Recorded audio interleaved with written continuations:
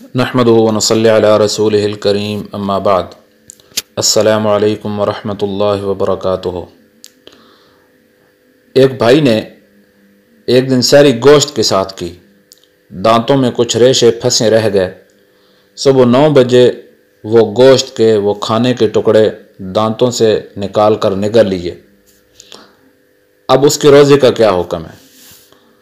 تو بات سمجھنے کی یہ ہے کہ دانتوں میں گوشت کا ریشہ یا کوئی چیز رہ گئی کھانے کی اور وہ خود بخود اندر چلی گئی، تو اگر چنے کے دانے کے برابر یا اس سے زیادہ ہو تو روزہ جاتا رہے گا، اور اگر اس سے کم ہو تو روزہ نہیں ٹوٹے گا۔